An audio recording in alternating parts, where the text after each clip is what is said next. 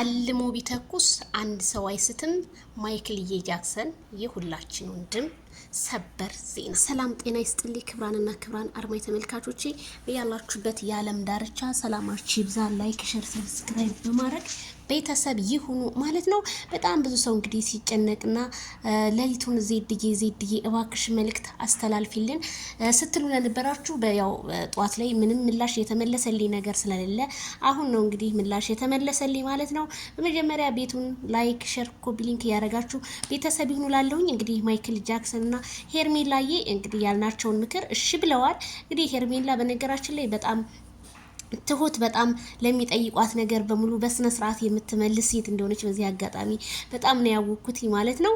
የኔ ወዶች ሁላችሁም አዎ ይሄ ሁሉ ህዝብ እንደዚህ የሚያስብላቸው የሚጨነቅላቸው ስለሚወዳቸው ስለሚያከብራቸው ነው። እኔ እውነት ልክ እንደ ፋሚሊ ሆነው በቃ ለምን ይሄ ነገር ተፈጠረ ለምን ይሄ ነገር ሆነ የሚሉት ምክንያቱም አብርሃምና ሄርሜላ የሆነ ጉድጓድ ቆፍረው መቅበር ይፈልጋሉ፣ ግን ያንን እንዳይቀበሩ ነው።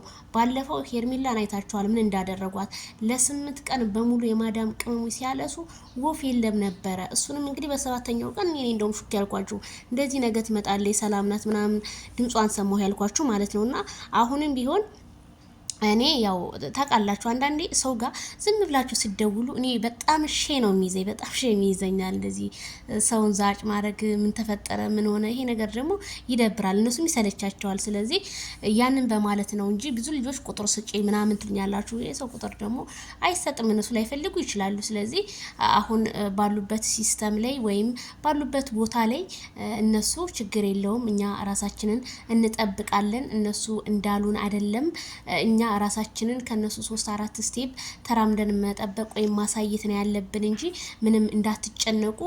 እኛ በጣም ስለምትጨነቁልን ደግሞ በጣም ነው የምናመሰግናችሁ በጣም ነው የምናከብራችሁ ብለዋል ማይክል ጃክሰን እና በሄርሜላ በኩል የደረሰን እንግዲህ አንዳንድ ሪካርዶች ነው። በጣም ነው የምናመሰግናችሁ። ያው እኔ እናንተን ድምጽ እዚህ ጋር አላሰማም ኑሩልን።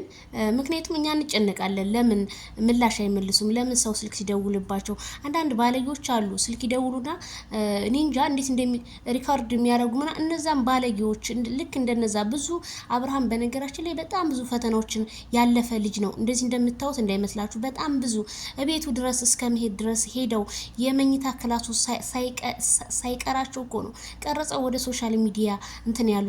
ማይክል ጃክሰን አመሰግናለሁ ብሎ በግሩፕ ላይ የሚለቅ ያን ሳይቀር እኮ ነው ስንት ነገር ነው ያደረጉ መሰላችሁ። ስለዚህ አብርሃም ከዛ ከስተቱ አሁን ላይ ተምሮ ይሄን ነገር የተለያዩ ሲሞችን ቀይሯል። ስለዚህ አሁንም ቢሆን ማንንም ሰው ማመን ከባድ ስለሆነ ምንም አብሶ ዩቲዩበሮች ሆናችሁ እንትና ይወደኛ አንተ በፍጹም ሰውን አትመኑ፣ ልታምኑም አይገባም።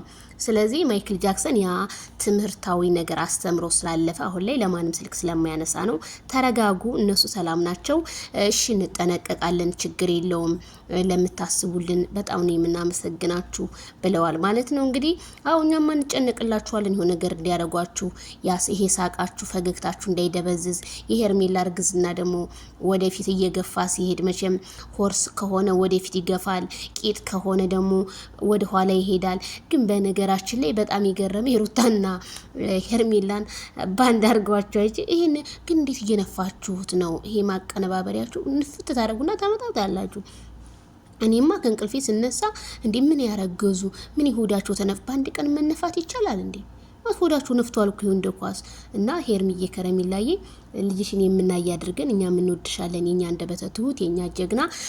ብዙዎቻችሁ አትጨነቁ። ስደት ላይ ሆናችሁ በአሁን ላይ ሙቀት ነው ስራ ምናምን ብዙ ጭንቀት ሲደራረብባችሁ የአይምሮ በሽተኛ ትሆናላችሁ። ስለዚህ ጥንቃቄ እንደኔ ብታረጉ መልካም ነው ብዬ ነው የማስበው። ምክንያቱም የኛ አንዳንድ ዩቲዩበሮች አሉ ያልሆነውን ሆነ ብለው አሳዛኝ ቪዲዮ ምናምን እያሉ የሚፖስቱ እነዛን አትከታተሏቸው። ካልዳኔ ሙት እኔ ውሸት ከሆነ ውሸት ነው እላችኋለሁ። ምንም እንትን የሚያስብለኝ ነገር የለም። እኔ ጧት ላይ መልቀቅ እችል ነበር፣ ግን ምንም ነገር መረጃ ስላልሰማሁ ነው። ስለዚህ አሁንም እንጠነቀቃለን ብለዋል ማለት ነው። ተጠንቀቁ። መጠንቀቅ አይከፋም። ማይክል ጃክሰን ልትጠነቀቁ ግድ ይላል። ማንንም ሰው አትመን። አንተ ፌመስ ስለሆንክ ይሄን ፌመስነት ለማበላሸት በተለያዩ ነገሮች ብዙ ሰው የሰው ልጅ እኮ ለሰው ልጅ እንቅልፍ አይተኛም ቤተሰብዬ። ስለዚህ ማይክል ጃክሰን ጥንቃቄ አድርግ ነው የሚለው። ለጠየቃችሁ በሙሉ እናትጠገብ ሁላችሁም ለጠየቃችሁ በሙሉ በጣም ነው የማመሰግነው። ማይክል ጃክሰን ደው ይላላችሁኝ። ስለዚህ አድርሻለሁ እንግዲህ በማደርስበት በኩል እሺ ብለዋል ማለት ነው። ላይክ፣ ሼር፣ ሰብስክራይብ ይሄ ቪዲዮ ለሁሉም ይድረስ። እናንተ ያላችሁኝን ታዛዥ ነኝ። ካልዳኔ ሙት